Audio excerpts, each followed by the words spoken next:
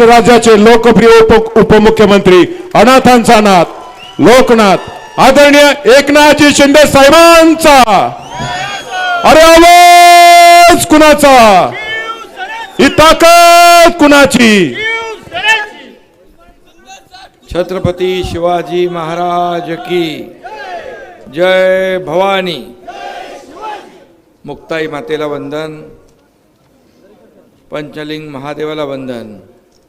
हुतात्मा बाबू गेनुसैद यांचं स्मरण करतो, त्यांना मानवंदना देतो। आमचे सहकारी दिवंगत उपमुख्यमंत्री अजितदादा पवार यांना श्रद्धांजली अर्पण करतो। एकीकडे दुर्घटना दुःखद घटना झाली आहे, दुसरीकडे निवडणूक आहे आणि या निवडणुका कार्यकर्त्यांच्या आहेत। नेत्यांच्या निवडणुका लोकसभा विधानसभा झाल्या, हेच कार्यकर्ते व्यासपीठावर बसलेले हे कार्यकर्ते नेत्यांच्या निवडणुकांमध्ये लोकसभेला खासदार आमदार करतात, मेहनत घेतात, कष्ट घेतात आणि म्हणून जिल्हा परिषद पंचायत समिती या निवडणुका कार्यकर्त्यांच्या आहेत आणि म्हणून कार्यकर्त्यांच्या निवडणुकांमध्ये त्याच्या पाठीशी उभं राहिलं पाहिजे, त्याला बळ दिलं पाहिजे आणि आपल्या सगळ्यांना विनंती करायला या ठिकाणी हा एकनाथ शिंदे तुमचा भाऊ आलेला आहे। माझ्या लाडक्या बहिणी इकडं आहेत, लाडक्या भाऊही आहेत। सगळे लोक उन्हात एवढ्या मोठ्या संख्येने उपस्थित आहेत। खरं म्हणजे लाडक्या बहिणी, लाडके भाऊ, शेतकरी सगळेच आहेत आणि या सगळ्यांनी निश्चय केलेला आहे या आंबेगावमधल्या जिल्हा परिषद आणि पंचायत समितीच्या सगळ्या जागा निवडून द्यायच्या हा निश्चय केलेला। मी आपल्याला विनंती करायला आलो आहे। नेहमी मी भीमाशंकरला दरवर्षी न चुकता जातो आणि आंबेगावमधूनच जातो आणि म्हणून आंबेगाव कुठल्याही परिस्थितीमध्ये आपल्याला पाहिजे हे तुमच्यावर माझा विश्वास आहे, भरोसा आहे आणि आंबेगाव तुम्ही दिलं तर विकासाला पैसे कमी पडू देणार नाही। हा एकनाथ शिंदेचा शब्द आहे, हा एकनाथ शिंदेचा शब्द आहे। दिलेला शब्द पाळणारा एकनाथ शिंदे तुम्हाला माहीत आहे, या महाराष्ट्राने पाहिलं आहे।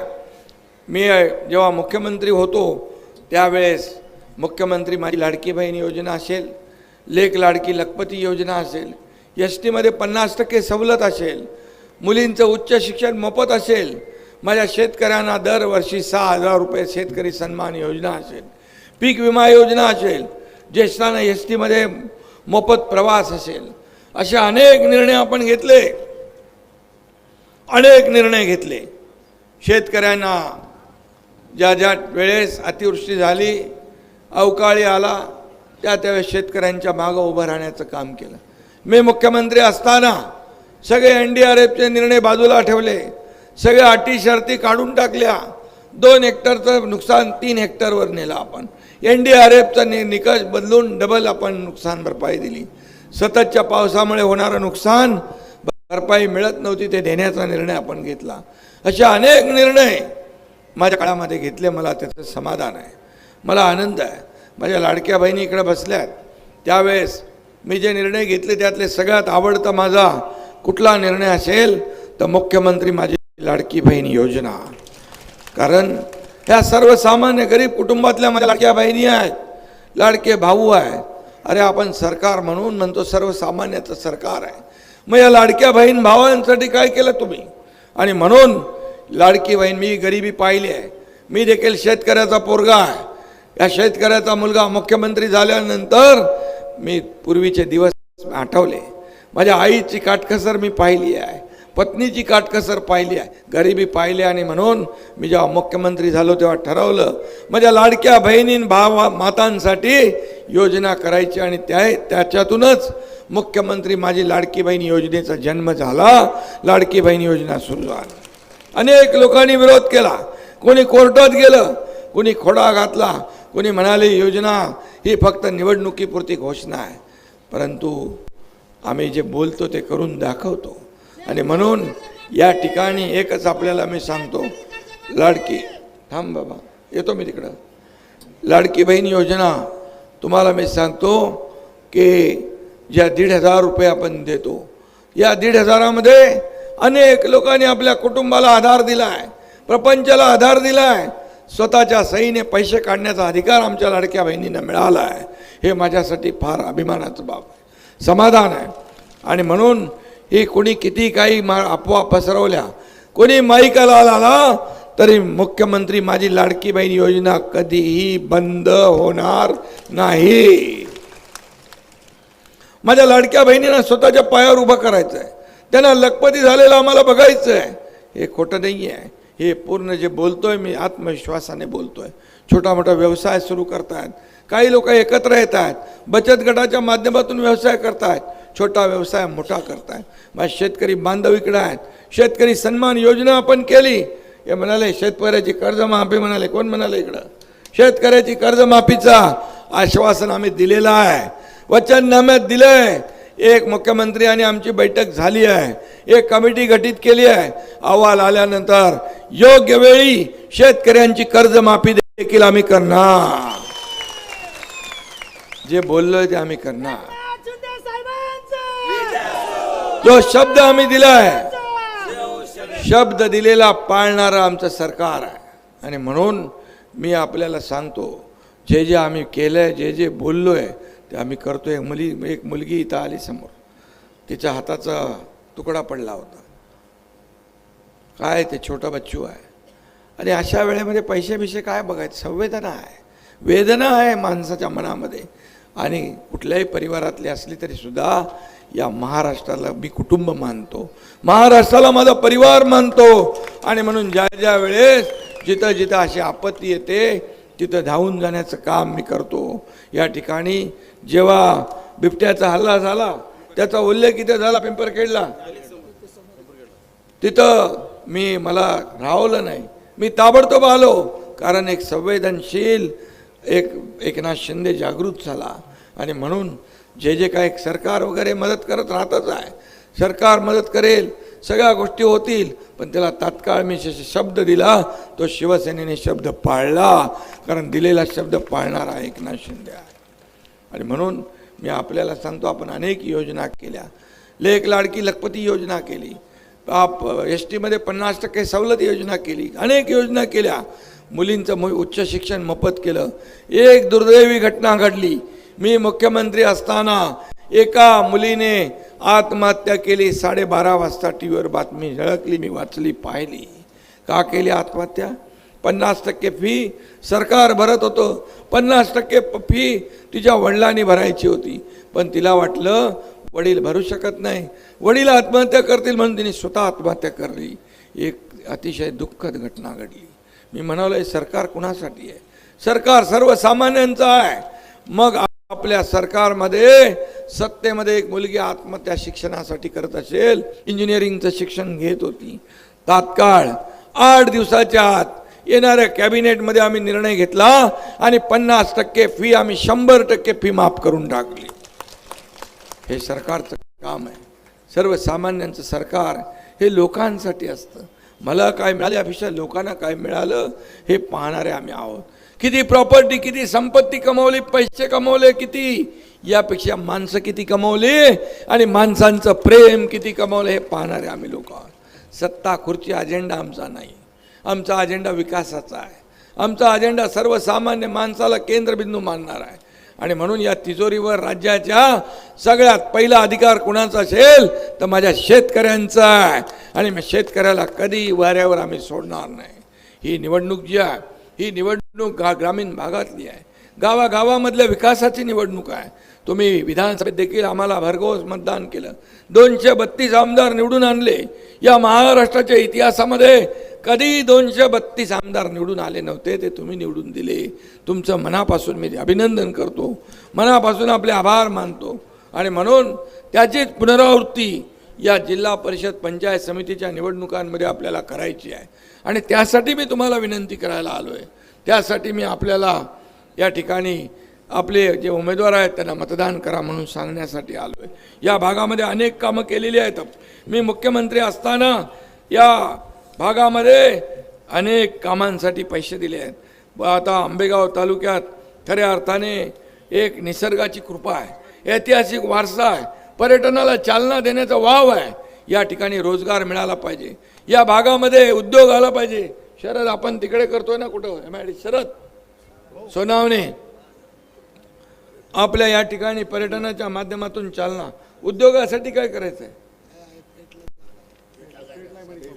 द्या ना जागा तुम्ही. मी उदय सामंतना सांगतो, मंत्र्यांना ताबडतोब या ठिकाणी MIDC आणा, माझ्या तरुणांना रोजगार देण्याचं काम करा.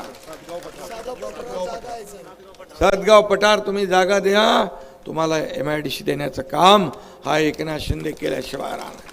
मी बोलतो ते करतो.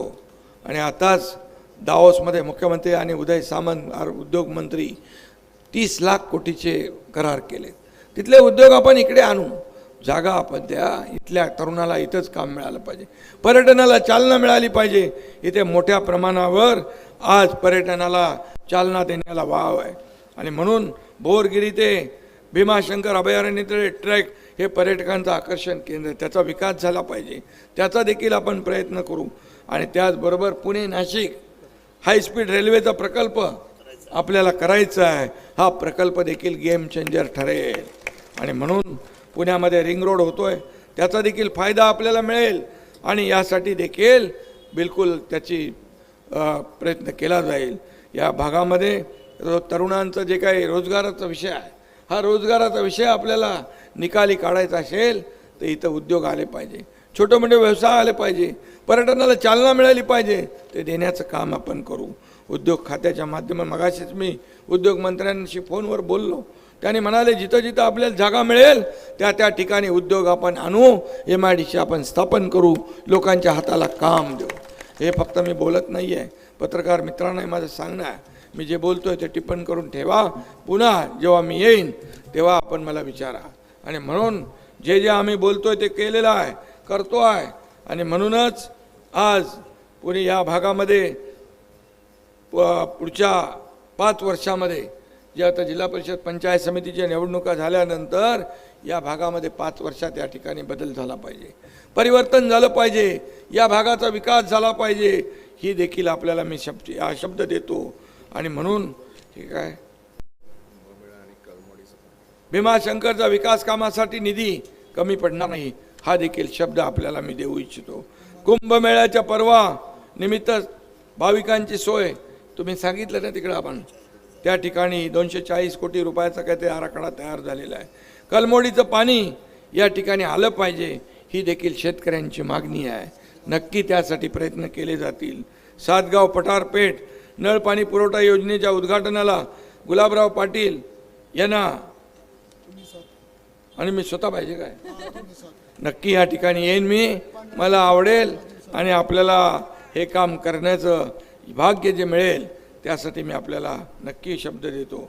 आणि म्हणून या भागामध्ये विकास झाला पाहिजे, या भागामध्ये पर्यटनाला चालना मिळाली पाहिजे, या भागामध्ये खूप मोठ्या प्रमाणावर जो काय स्कोप आहे तो आपण केला पाहिजे. इथं वडू तुळापूर जे आपल्या शिरूर तालुक्यामध्ये जे छत्रपती संभाजी महाराजांचा बलिदान स्मारक आहे, मी मुख्यमंत्री असताना 532 कोटी रुपये मंजूर केले. 532 कोटी रुपये स्मारक, यामध्ये भीमा नदीवर पूल, संग्रहालय, सभागृह, नदीघाट, वाहनतळ, हिंदवी स्वराज्य ध्वज इत्यादी सगळ्याचा समावेश आहे. पुणे जिल्ह्यातील शिरूर तालुक्यात देखील आणि इथं देखील बिबट्याच्या हल्ल्यामध्ये जे काही मृत्युमुखी पडलेत त्यांना देखील आपण मदत केली आहे. बाकी राहिले त्यांनाही मदत करू. आणि या ठिकाणी जे काही नवीन आपल्याला बिबट्याचं रेस्क्यू सेंटर करायचे आहेत ते वाढवायचे आहेत, ते देखील वाढवू. आणि या ठिकाणी बिबट्याची दहशत कायमची या ठिकाणी संपली पाहिजे, यासाठी प्रयत्न करू. आणि ज्यांच्यावर केसेस झालेले आहेत त्या केसेस देखील माघारी घेऊ, हे देखील मी या ठिकाणी आपल्याला सांगू इच्छितो. आंदोलनाच्या केसेस आहेत आणि म्हणून त्या देखील आपल्याला मागे घेता येतील. वन विभागामध्ये रस्त्याची जी अडचण आहे ती देखील रस्त्याची अडचण शेवटी गावकऱ्यांना रस्ता पाहिजे आणि मग रस्त्याची अडचण दूर करू अशा प्रकारचं देखील मी आश्वासन या ठिकाणी देतो. शिगवे गावामध्ये छत्रपती शिवाजी महाराजांना पुतळा बसवायचा आहे, शिवसृष्टी उभी केलेली आहे आणि याच्यासाठी तर आपल्याला मदत मिळेलच. मदत काय, हे आपलं कर्तव्य आहे. छत्रपती शिवाजी महाराजांचे जन्मगाव, या ठिकाणी त्यांच्या पदस्पर्शाने पावन झालेली भूमी आहे. छत्रपती शिवाजी महाराज हे आपलं आराध्य दैवत आहे आणि म्हणून हे करण्याची जबाबदारी आमची आहे. आणि म्हणून या ठिकाणी आपल्याला शेतीसाठी हे बोललो रे बाबा मी. या दुसरी गोष्ट आहे, शेतकऱ्यांच्या ज्या पाणी योजना आहेत त्या सोलरवर पंप चालत नाहीत आणि त्याला MSCB कनेक्शन मिळाले पाहिजे. धामणी परिसरामध्ये अशी देखील मागणी आहे आणि देखील यासाठी देखील आम्ही निर्णय घेऊ. निर्णय घेणार सरकार आपलं आहे आणि म्हणून सर्वसामान्यांच्या ज्या अडचणी आहेत त्या सोडवण्याचं काम आपल्याला करायचं आहे. कुकडी पाण्याचा प्रश्न, शिरूरमधील वेड भागासाठी पाणी मिळत नाही. पाण्याची योजना जी आहे गुलाबराव पाटील यांना मी या बाबतीमध्ये सांगतो आणि आपल्याला जे काय करायचं आहे ते आपण करू. फक्त मी आपल्याला एवढंच सांगतो की नगरपरिषदा, या नगरपंचायतीवर आपण भगवा फडकवलेला आहे. महापालिकांवर देखील आपल्या भगवा फडकला आहे अनेक ठिकाणी. आता जिल्हा परिषद पंचायत समितीवर देखील आपल्याला भगवा फडकवायचा आहे आणि म्हणून या भागामध्ये छत्रपती शिवाजी महाराजांच्या पदस्पर्शाने पावन झालेली ही भूमी आहे. आपण सगळे शिवभक्त आहोत आणि म्हणूनच छत्रपती शिवरायांचा भगवा या पुणे जिल्हा परिषदेवर फडकावायचा आहे. यासाठी आपण सज्ज होऊया आणि म्हणून आंबेगावचा विकास हा शिवसेनेचा ध्यास आहे आणि म्हणून या शिवसेनेला आपल्याला आपले सर्व आणि जे मित्रपक्ष आपले आहेत त्या सगळ्यांच्या सगळ्यांना ही निवडणूक जी आहे ही निवडणूक उद्याचं भवितव्याची निवडणूक आहे. या आंबेगावच्या भविष्याचा फैसला करणारी निवडणूक आहे. फक्त मतदान करण्यापुरती मर्यादित तुम्ही ठेवू नका. इथं निवडून दिलेला माणूस तुमच्या हक्काचा असला पाहिजे.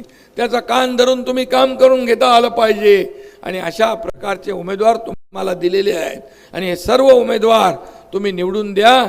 विकासाला पैसा कमी पडणार नाही हा शब्द माझा आहे.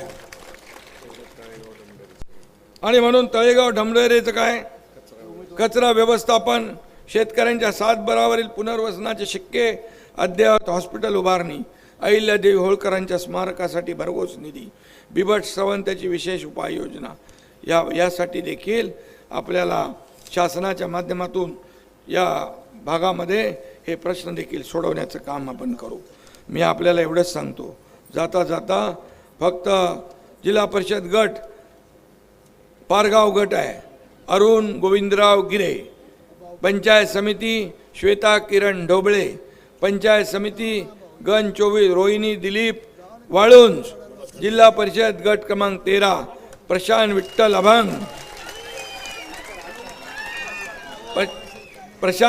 अभंग, अवसरी बुद्रुक पिंपळगाव माळुंगे, पंचायत समिती गण कल्याण हनुमंत हिंगे अवसरी बुद्रुक, त्याचबरोबर पिंपळगाव तर्फे माळुंगे मनोहर बंडू इंदुरे, शिनोली बोरगर सरिता संदीप माळी, बोरगर राजेंद्र सावळेराम घोडे, शिनोली सुरेखा शिवाजी गबाले, घोडेगाव पेठ सुवर्णा देवीदास दरेकर, घोडेगाव कपिल दिलीप काळे पाटील, पेठ अंकुश शिवाजी लांडे, त्याचबरोबर कळम चांडोली बुद्रुक प्रीती प्रवीण थोरात, कळम राजश्री नितीन बालेराव, चांडोली बुद्रुक प्रियांका केतन वाघ, या सगळ्या लोकांना आपण विजयी करा. हे पण आहेत का? तळेगाव ढमढेरे रांजणगाव या ठिकाणी जिल्हा परिषद गटाच्या उमेदवार सारिकाताई राहुल करपे, तळेगाव ढमढेरे पंचायत समितीचे उमेदवार चेतना जयकुमार ढमढेरे, रांजणगाव सांडस पंचायत समितीचे उमेदवार राहुल राजाराम रणदिवे, टाकळी हाजी जिल्हा परिषद गट कवटे टाकळी हाजी जिल्हा परिषद गट डॉक्टर सुभाष पोकळे, टाकळी हाजी पंचायत समितीचे उमेदवार प्रगती आशिष निचित, कवटे MI पंचायत समिती अधिकृत उमेदवार माधुरी विलास थोरात. झाले रे बाबा, पार्टी काही नाव नाही चालत, सगळ्यांची नावं घेऊन झालेत. आता मतदान करायचं काम तुमचं आहे आणि म्हणून मी आपल्याला शब्द द्यायला आलोय की या सर्व लोकांना विजयी करा. तुम्हाला माझी विनंती आहे, हे सर्व लोक निवडून आल्यावर तुमची 5 वर्ष सेवा करतील, या भागाचा विकास करतील. या ग्रामीण भागामध्ये रस्ते असतील, पाणी असेल, दिवाबत्ती असेल, ज्या ज्या काही मूलभूत सोयीसुविधा असतील ते देण्याचं काम हे सर्व उमेदवार केल्याशिवाय राहणार नाही. हं? पारगाव आमदार साहेब म्हणतात पारगावच्या भूमीला पैसे कमी पडू देऊ नका. मी आपल्याला शब्द देतो, पारगावच्या या सर्व विकास कामांना पैसे कमी पडू देणार नाही. हा शब्द एकनाथ शिंदेचा आहे. एकनाथ शिंदे शब्द देताना 10 वेळा विचार करतो. शब्द दिला की माघार नाही. आणि म्हणून माझा शब्द आहे की या संपूर्ण या जिल्हा परिषद गटांना या भागातल्या संपूर्ण आंबेगाव तालुका, शिरूर तालुका आणि पाठीमागे आता गेलो तिकडे जुन्नर तालुका, या सर्व तालुक्यांमध्ये विकास निधी जो आहे हा विकास निधी कमी पडणार नाही. कारण आम्ही देणारे आहोत, आम्ही घेणारे नाही, आम्ही देणारे आहोत. आणि देता देता आपण इथपर्यंत आलेलो आहे. आणि म्हणूनच माझ्या सर्व तमाम सगळ्या लोकांना मनापासून मी शुभेच्छा देताना येणाऱ्या 7 तारखेला आपण या सर्वच्या सर्व लोकांना विजयी करा आणि आपल्या लोकांना विजयी करून या पुणे जिल्हा परिषदेमध्ये पाठवा. धन्यवाद. जय हिंद, जय महाराष्ट्र. धन्यवाद साहेब. पोंदेवाडी ग्रामपंचायतचे गावातले लोकांचा प्रवेश आहे ना, प्रवेश झाला असं मी जाहीर करतो. जयसिंग बाबूराव पोंदे आणि सर्व सगळ्यांचं मी टीम. शिवसेनेमध्ये स्वागत करतो. त्याचबरोबर सर्व बैलगाडा मालकांच्या वतीने साहेब एक विनंती आहे, आपली बारी या ठिकाणी पुकारली जाते. साहेब एक आपला हॅलो, थोडा आवाज उचला आणि इको जोडा.